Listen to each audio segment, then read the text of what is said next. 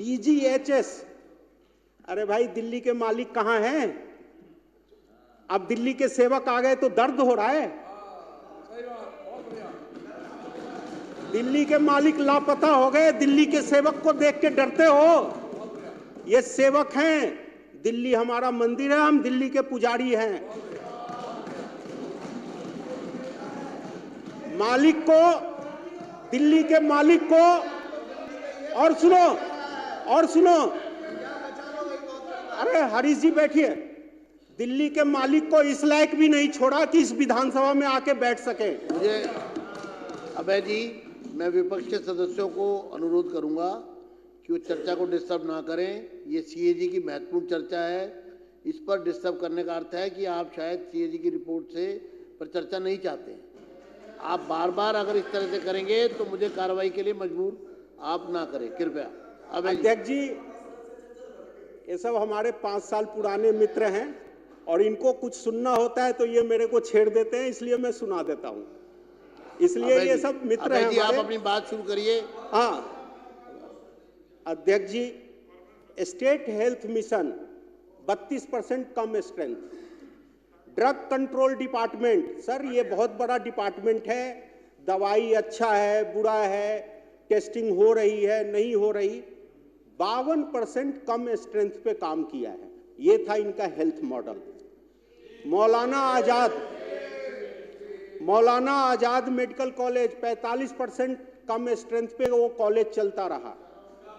Rajiv Gandhi super specialist hospital 65% कम strength पे वो हॉस्पिटल चलाते रहे।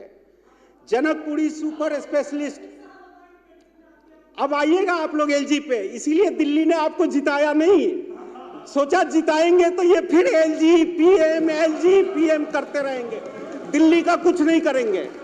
इसलिए आप बहाना मत बनाइए। सत्ता में जो है वही जिम्मेदार है, सत्ता में जो रहेगा वही जिम्मेदार है, बहाना नहीं चलेगा। आतिशी जी सॉरी। फिर देखो आप देखो, मैं हाथ जोड़ के कह रहा हूं, मुझे मत छेड़ो, मैं छोड़ूंगा नहीं। अभय जी, मैं सब सुनाऊंगा, सारी बात सुनाऊंगा। अभय जी आप अपना वक्तव्य रखें। जनकपुरी, अध्यक्ष जी देखिए, ये जनकपुरी का नाम लेते मुझे विपक्ष के साथियों ने क्यों रोका? क्योंकि 65% कम स्ट्रेंथ पे ये सुपर स्पेशलिस्ट हॉस्पिटल चलता रहा। आप सोचिए, चाचा नेहरू बाल चिकित्सालय 41% कम स्ट्रेंथ पे चलता रहा।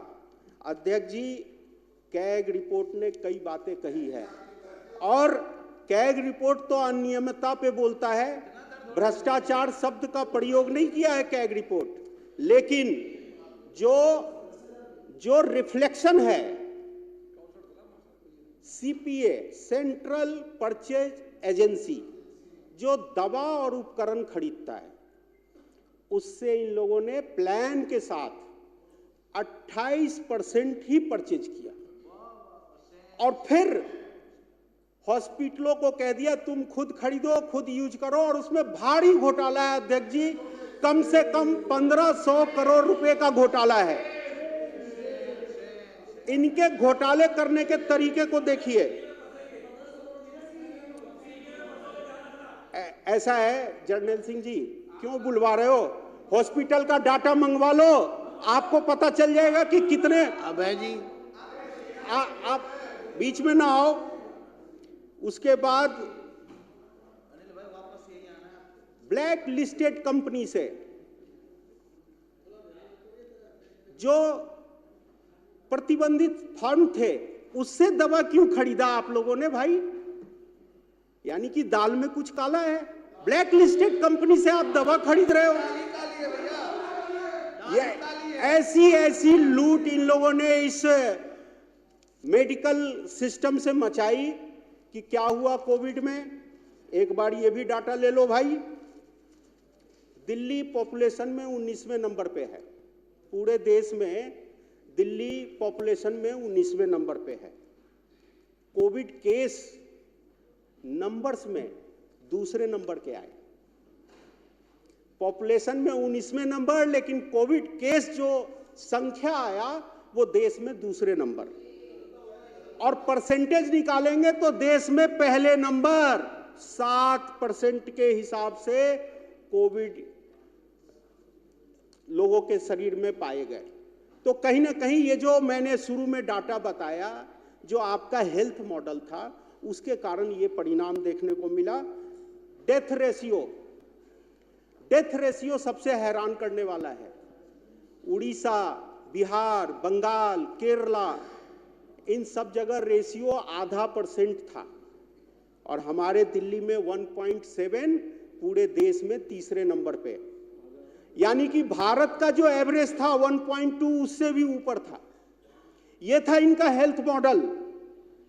और अध्यक्ष जी, वैक्सीनेशन जो कि प्रधानमंत्री नरेंद्र मोदी जी के आशीर्वाद से सभी राज्यों को फ्री में दिया गया, सारी व्यवस्थाएं फ्री में दी गई, लेकिन उसमें भी दिल्ली फिसड्डी साबित हुई, 17वें नंबर पे थी, जबकि देश की राजधानी है दिल्ली। हेल्थ मॉडल का डंका पीटने वाले ये लोग हैं, लेकिन हम कहां खड़े थे? 17वें नंबर पे। और सर, डेथ रेशियो क्यों बढ़ा, यह भी आज जानना जरूरी है। होम आइसोलेशन और ऑक्सीमीटर का डिस्ट्रीब्यूशन बहुत ही गलत था, बहुत ही डिले टैक्टिस था।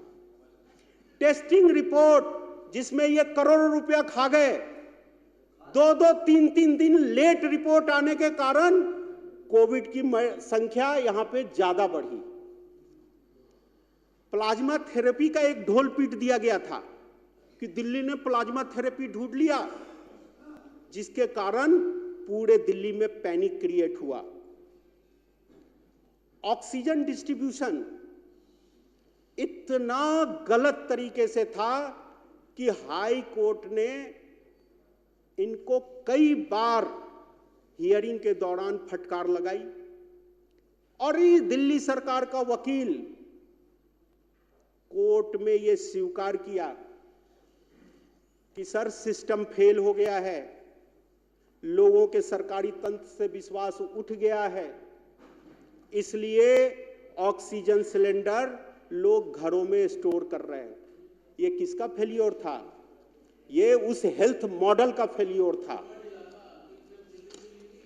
और दवा डिस्ट्रीब्यूशन आप सबको पता ही है, कितने ब्लैक में रेमडेसिविर बटा था। और सरकारी अस्पताल की तो स्थिति ये हो गई थी कि वहां सुविधा नहीं होने के कारण सुप्रीम कोर्ट ने ये कहा कि सिस्टम फेल हो गया है, और दिल्ली के अस्पतालों की हालत बूचड़ खाना से भी खराब है। यह सुप्रीम कोर्ट ने कहा था। यह है आपके हेल्थ मॉडल का सच्चाई।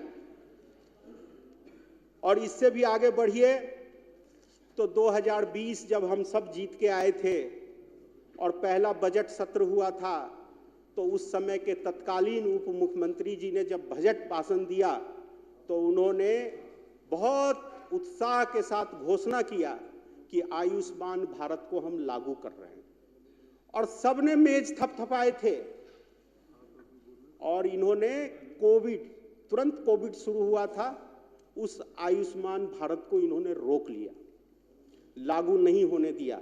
अध्यक्ष जी, दुनिया का सबसे बड़ा हेल्थ केयर मिशन था वो। उस दौरान 1,84,29,410 लोगों ने इस आयुष्मान भारत का लाभ दूसरे राज्यों में उठाया।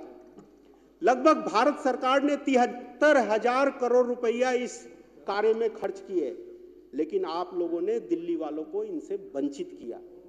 आप सब कोविड के दौरान मारे गए लोग, क्या आप सब हत्यारे हो? क्योंकि आप लोगों ने घोषणा करके रोका था।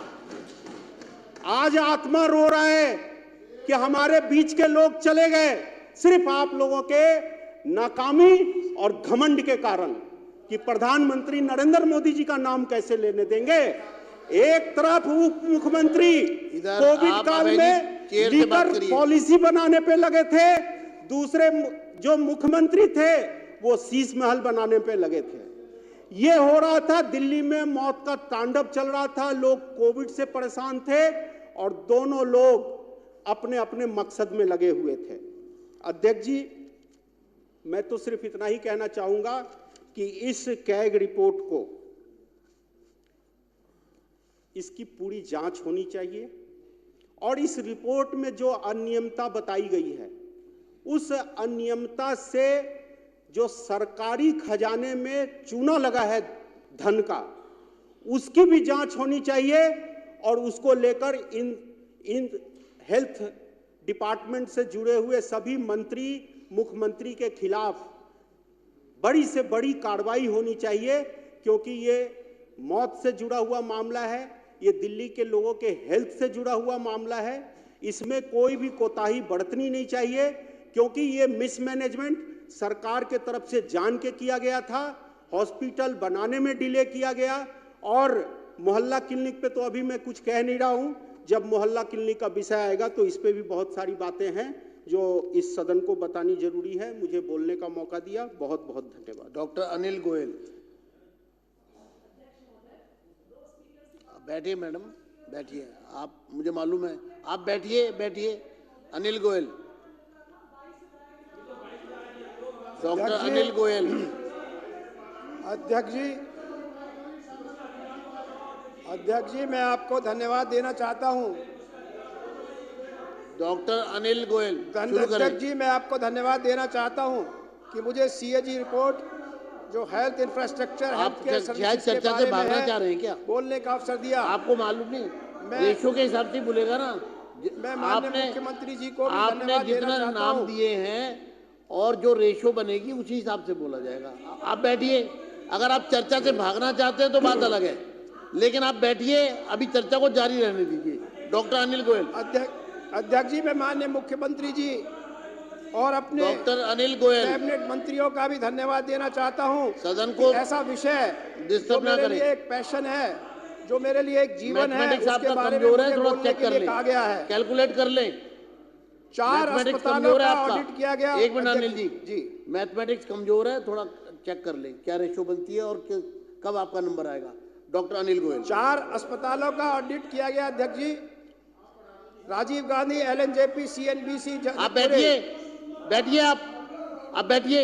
उन अनियमितताओं फार्मूला के बड़ा बारे साफ में, है, कोई नया फार्मूला नहीं है। फार्मूला जो होता है वही है। उन अनियमितताओं के बारे में जब मैं पढ़ता हूं, सुनता हूं, देखता हूं तो दिल को बहुत दर्द होता है।